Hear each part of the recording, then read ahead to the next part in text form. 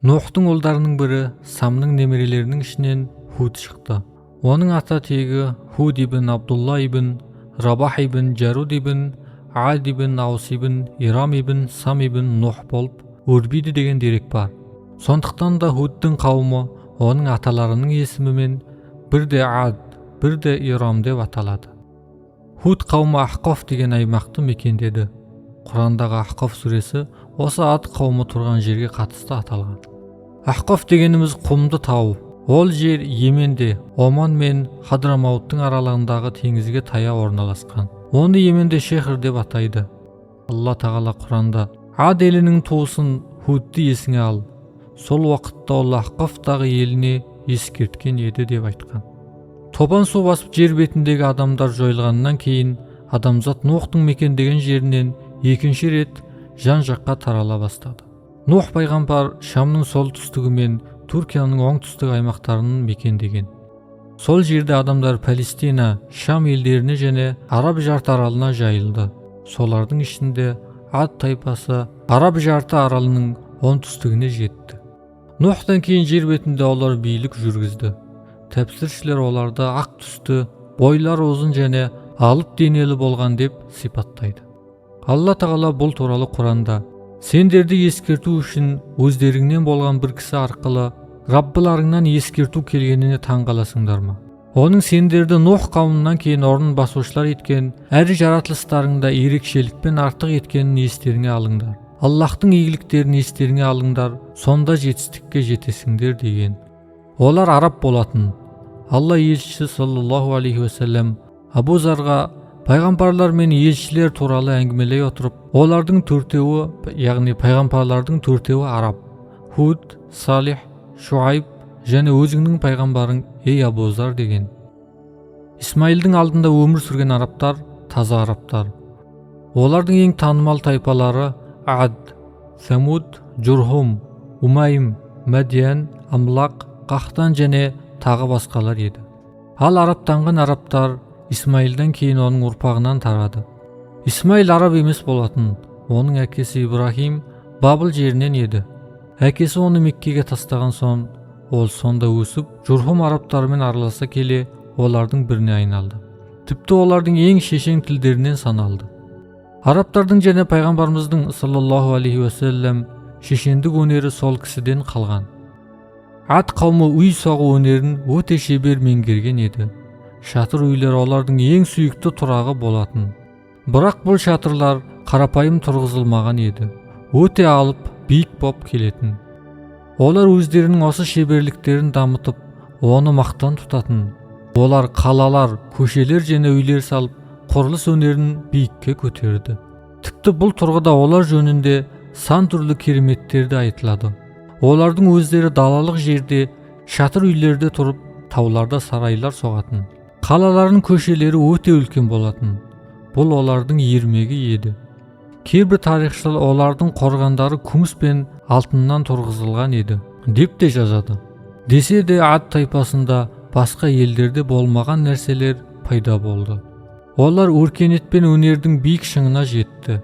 Алла тағала Ад тайпасында пайда болған өркениетті Худтың сөзімен баяндап: әр төбеге әншейін ескерткіш құрылыс жасайсыңдар ма деп айтқан. Олар тау басына сарайлар соғатын. Худ оларға: мұның себебі не? Сендер жазық далада тұрасыңдар да тауға сарай тұрғызасыңдар. Бұл ойын ба әлде ермек пе? Деп сауал тастаған еді. Ад тайпасы соншалықты дәрежеге жетті. Оларға ешкім қарсы келмеді. Олар сол замандағы елдердің барлығын биледі. Худ алейхиссаламның дағуаты. Топан су басылып, Ад тайпасы пайда болғанға дейін жер бетінде өмір сүрген Нухтың ұрпағы бір Аллахқа сыйынумен күн кешкен еді. Уақыт өте келе шайтан Ад қауымын азғырып, олар қайтадан пұттарға табына бастады. Нухтың қауымынан кейін алғаш пұтқа табынған Ад тайпасы болды. Сонымен Алла тағала оларға Худты пайғамбар етіп жіберді. Худ оларды Аллахқа шақыра бастады. Худ алейхиссалам: ей елім, Аллахқа құлшылық қылыңдар. Сендердің одан басқа құдайларың жоқ. Қорықпайсыңдар ма деді. Худ оларға Аллахтың берген үлкен нығметтерін ескертті. Бірақ олар қарсы шығып адасты. Ал Худ оларды шақырудан қайтпады. Худ алейхиссалам: ей елім, Аллахқа құлшылық қылыңдар. сендердің одан басқа құдайларың жоқ. Сендер өте жалақорсыңдар. Ей елім, бұған сендерден ақы сұрамаймын. Еңбегім мені жаратқанға ғана тән. Сонда да түсінбейсіңдер ме?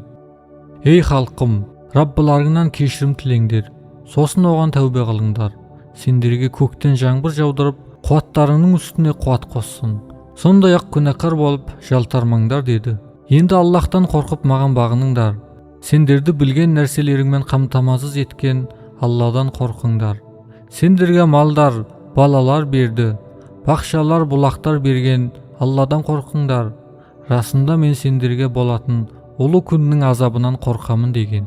Худ оларды қайта-қайта шақырды. Бірақ Нухты қауымы сайқымазақ еткендей, олар да оны мазақ қыла бастады. Және оған: ей Худ, сен бізге анық дәлел келтірмедің. Біз сенің сөзің бойынша тәңірлерімізді тастамаймыз және саған сенбейміз. Саған кейбір тәңірлеріміздің киесі тиген екен деп қана айтамыз деді. Яғни сен пұттарға қарсы шыққаның үшін олардың бірі сені ауру етіп қойды деді. Сондай-ақ елінің қарсы болған тобы: әрине біз сені есуас көреміз және сені анық өтірікшілерден де ойлаймыз деді. Елінің қарсы болған әрекетті жалғанға шығарған, сондай-ақ біз өздеріңе дүние тіршілігінде кеңшілік берген бастықтары. Бұл өздерің сияқты бір адам ғана. Жегендеріңді жеп, ішкендеріңді ішеді. Егер өздерің сияқты адамға бойсұнсаңдар, рас сендер сол уақытта зиянға ұшырайсыңдар. Сендерге өліп, топырақ және сүйек болғанда тіріліп шығатындарыңды ескертеме. Сендерге бұл ескертілген нәрсе тым ұзақ. Дүниедегі тіршілігіміз ғана тіршілік. Кейбіріміз өлеміз, кейбіріміз өмір сүреміз, қайта тірілмейміз. Ол Аллахқа өтірік жала жапқан адам. Біз оған сенбейміз деді. Осыған қарамастан Худ оларды Аллахтың жолына шақыра берді. Сонда олар: сен уағыздасаң да, уағыздамасаң да бізге бәрібір. Бұл бұрынғылардың салты, біз азапқа душар болмаймыз деп тәкаппарланды. Сөйтіп олар қарсыласып тұрып алды. Сонда Худ оларды шақырып: расында мен Аллахты куә етемін. Сендерді куә болыңдар. Мен сендердің Аллахқа қосқан серіктеріңнен аулақпын. Маған Аллахтан басқа бәрін құлық қылыңдар да, сонан кейін мұрсат бермеңдер. Расында мен өзімнің Раббым, әрі сендердің де Раббыларың Аллахқа тәуекел етемін. Ол кекілінен ұстамаған ешбір жәндік жоқ. Күдіксіз Раббым тура жолда. Егер жалтарсаңдар да, мен шынында өзім арқылы жіберілген нұсқауды сендерге жалғастырдым. Раббым орындарыңа басқа елді әкелсе, сендер оған ешбір зиян келтіре алмайсыңдар. Шынында Раббым әр нәрсені қорғаушы деді. Ад қауымына келген азап. Сосын Худ Алла тағалаға дуға қылып: Раббым, мені өтірікші санағандықтары үшін маған жәрдем бер деді. Сонда Алла тағала: аз уақыттан кейін олар әлбетте өкінушілерге айналады деді. Алла тағала оларға қылмыстарына, мойындамауларына қарсы шығуларына және осындай ұлы пайғамбарды мазақ еткендеріне жаза ретінде жел жіберді. Ондай жел бұрын соңды болмаған еді. Әуелі жаңбыр жаумай, құрғақшылық басталды. Ағаштар мен өсімдіктер қурай бастады. Олар жаңбыр күтті. Бір күні Алла тағала оларды азаптауды қалаған мезгілде алыстан бір қара бұлт көзге шалынды. Мұны көрген олар жаңбыр келді деп қуанды. Сонда олар апатты алқаптарына қарай келе жатқан үлкен бұлт түрінде көрген кезде: мынау бізге жаңбыр жаудыратын бұлт деді. Негізінде ол өздерің тез болуын сұраған нәрсе, онымен бірге күйзелтуші азап бар жел еді. Ол Раббысының әмірімен барлық нәрсені жояды. Таңертең олардың мекендерінен басқа еш нәрсе көрінбей қалды. Ат тайпасының тас талқаны шығарылды. Олардың бақтарынан, үйлерінен еш нәрсе қалмады. Тек тауда тұрғызылған сарайлары ғана қалды. Боран оларды көтеріп алып, ұшырып жерге соққан. Сонда олардың басы денесінен үзіліп түскен. Алла тағала бұл туралы Құранда: Ад елі де ысқырған қатты дауылмен жоқ етілді. Алла оларға ол боранды 7 түн, 8 күн жалғасты түрде соқтырды. Сонда ол елді құрманың қуыс дөңбегінше құлағанын көрер едің. Ал енді олардан бір қалған нәрсе көресің бе деп айтқан. Алла тағала оларға нығметтердің, тіршілік қажеттіліктердің барлығын, бау-бақшалар мен бұлақтар, мал дүние мен бала-шаға және күш-қуат берген еді. Алайда олар мұны бергенге шүкіршілік етудің орнына қарсы шықты. Сонда Ад елі жер жүзінде орынсыз өздерін жоғары санап, бізден артық күшті кім бар деген еді. Олар өздерін жаратқан Аллахтың олардан көрі күштірек екендігін білмейді ме? Олар аяттарымызға қарсы келді деп Фуссилат сүресінің 15 аятында келген.